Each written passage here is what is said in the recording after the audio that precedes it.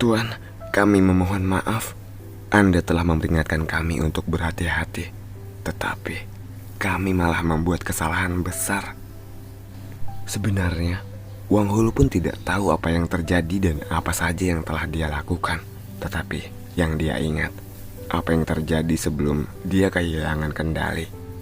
Seolah tidak peduli, Jun Ye-won menanggapi. Oh, tidak. Itu bukan kesalahan kalian. Jika aku tahu bahwa energi kegelapan berada di dalamnya sampai sekuat ini, aku yang akan mengambilnya sendiri. Aku tidak akan menyuruh kalian jika aku tahu. Energi iblis dari inti Feng Bu sangat kuat. Bahkan seorang pendekar superior seperti Guang Hul dapat kehilangan kendali. Jika Ye-won tahu energi iblis Feng Bu akan sekuat ini, mungkin Ye-won akan memerintahkan Marakim ataupun Dan Juchun untuk mengambil inti itu.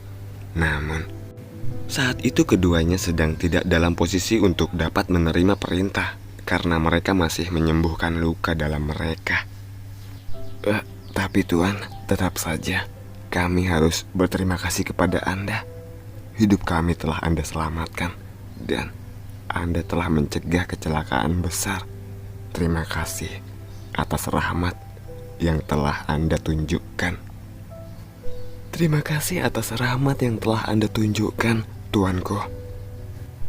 Jika bukan karena Jun Ye-won, tidak ada yang tahu apa yang akan terjadi dan berapa banyak anggota sekte iblis yang akan terbunuh karena insiden ini. Mereka berdua benar-benar bersyukur bahwa tidak ada hal besar yang terjadi. Dampak dari insiden ini, tetua ke-6 Mongmu hampir saja kehilangan nyawanya. Yang mulia, bolehkah aku bertanya satu hal kepada Anda? Jun Ye-won mengangguk pada pertanyaan Ho Sang-hwa itu. Saat kami menggunakan teknik yang dipandu oleh Anda, energi iblis memantapkan dirinya dalam dantian kami. Aku tidak tahu bagaimana caranya. Energi iblis memang sangat kejam. Energi itu benar-benar berbeda dari energi spiritual alami. Itu wajar baginya untuk menanyakan hal itu. Jun Ye-won tersenyum pada kedua orang itu. Itu karena aku memasukkan jurus pedang iblis. Tidak. Itu karena aku memasukkan energi iblis kepada kalian. Energi iblis? Energi iblis adalah energi penghancur yang merupakan kebalikan dari energi surgawi. Jun Ye-won menamakannya dari energi pedang iblis langit dan menyebutnya energi iblis. Itu adalah asal dari iblis sejati yang membuat ordo iblis langit yang mereka sembah. Yang jelas Jun Ye-won saat ini merasa senang melihat keduanya baik-baik saja. Jika kita bisa mengajari prajurit lain dari sekte iblis tentang energi iblis, maka pasukan kita akan mampu menghadapi musuh dengan energi spiritual. Tiba-tiba Jun Ye-won terbesit pemikiran itu. Sama seperti Jeon Ma yang memungkinkan generasi mendatang untuk bersiap menghadapi krisis, Jun Ye-won meletakkan fondasi baru bagi sekte iblis untuk dapat berdiri tegak dengan energi iblis.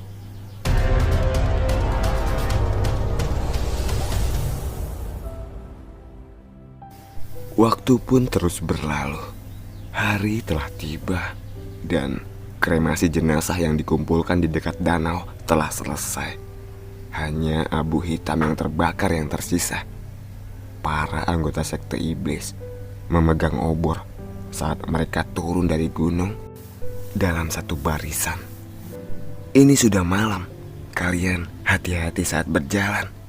Bagi yang turun duluan, segera siapkan baraknya saat kalian sudah sampai. Madu.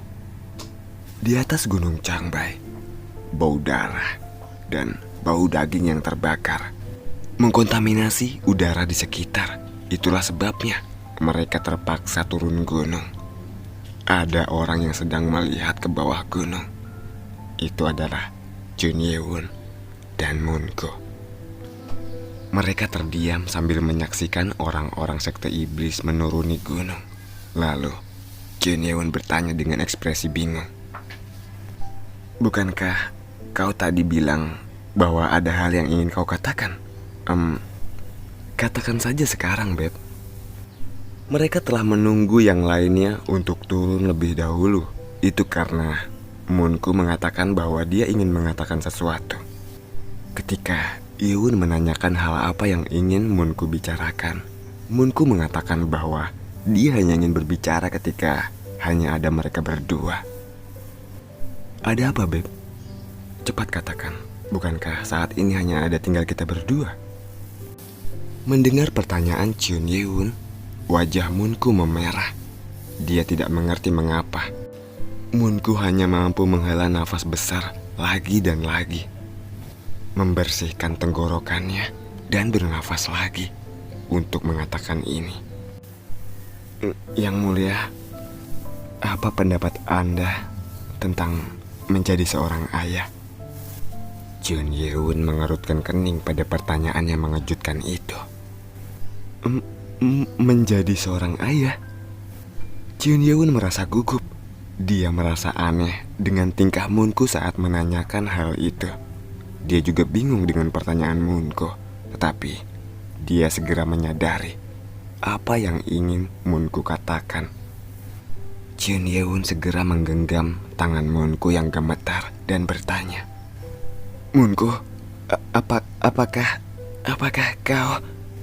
Lalu sebelum Yeon bisa menyelesaikan pertanyaannya, Jun Yeon dikejutkan oleh keberadaan seseorang. Karena Nano memperingatkannya. "Seseorang telah terdeteksi menggunakan jubah tak kasat mata." Jubah tak kasat mata? Mata Jun Yeon bergetar dan augmented reality terbuka. Dalam augmented reality yang terbuka, sesosok partikel merah dengan jarak yang cukup jauh bisa terlihat darinya. Pada saat itu, sosok dalam partikel merah mengulurkan tangan dan membidik seseorang. "Bahaya, bahaya, peluru mendekat, peluru mendekat." Jun Yeon bereaksi dengan cepat dan menangkap sesuatu di dekat leher Munko. "Ada apa, Beb?" Munko kebingungan, tapi dia menjadi lebih kaget ketika dia melihat jarum kecil di antara jari tengah dan telunjuk Jun Yeon. Berani sekali orang itu. "Munko, tolong tunggu di sini dulu." Jun Yeon segera melesat menuju orang yang menembakkan jarum itu. Dengan sekejap, Jun Yeon sudah berada di dekat orang yang menembakkan jarum itu.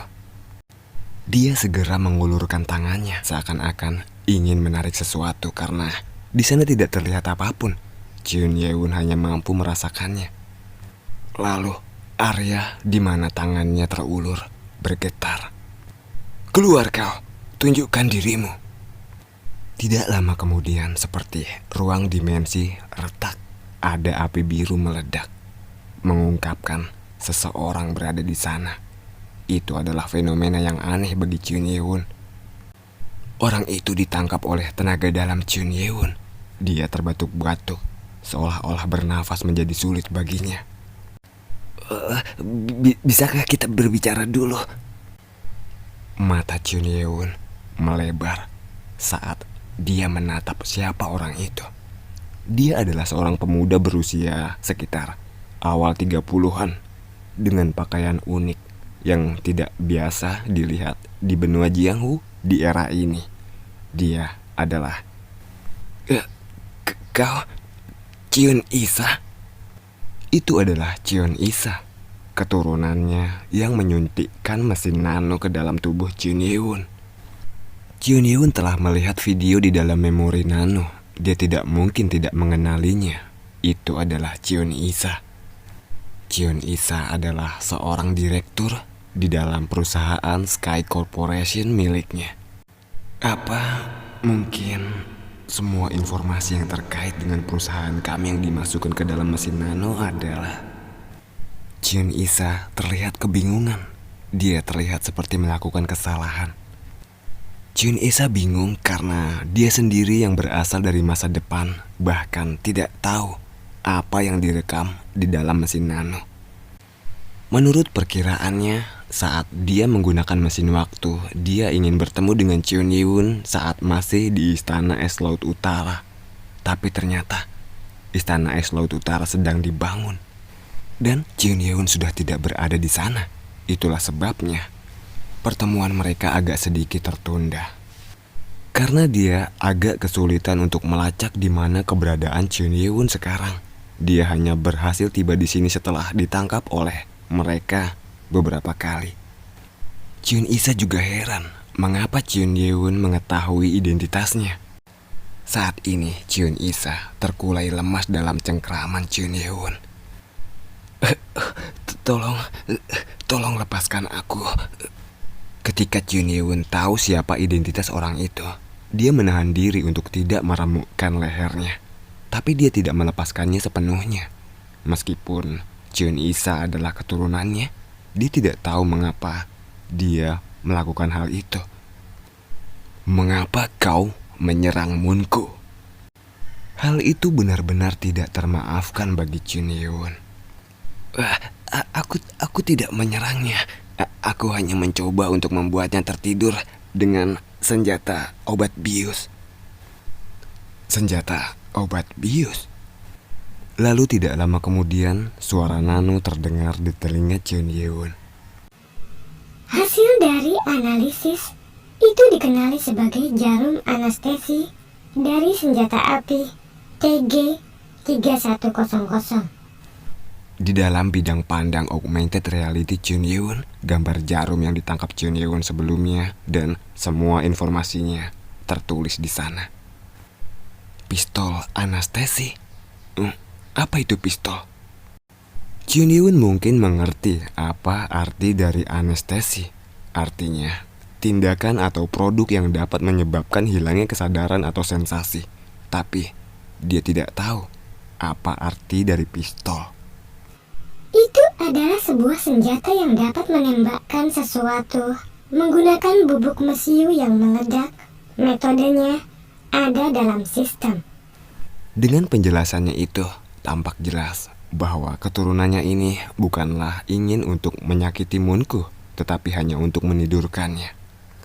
Lalu kenapa kau ingin membuatnya tertidur? Itu untuk... Sebelum Chun Isa bisa mengatakan apa-apa, Munku muncul. Dengan tatapan heran, dia bertanya kepada Chun Yewon. Siapa dia, Beb? Chun Yewon terdiam sesaat atas pertanyaan itu. Dia bingung bagaimana cara menjelaskannya. Dia tidak bisa mengatakan bahwa dia adalah keturunan yang muncul dari masa depan. Apalagi menjelaskan bahwa orang ini yang baru saja menyerangnya. Pada saat itu, Chun Yewon mendengar pesan telepati dari Chun Isa. Inilah sebabnya aku mencoba untuk membuatnya tertidur. Aku tidak punya banyak waktu. Aku ingin mengatakan sesuatu kepada Anda. Bisakah Anda mengikutiku untuk berbicara sebentar? Dan bisakah Anda meminta pengikut Anda itu untuk pergi sebentar dari sini? Pengikut? Chun Yewon heran. Mengapa orang dari masa depan ini tidak tahu siapa Munku? Mungkin hal itu tidak tertulis dalam catatan Ordo Iblis Langit, tapi keturunannya sepertinya tidak tahu siapa Munku itu.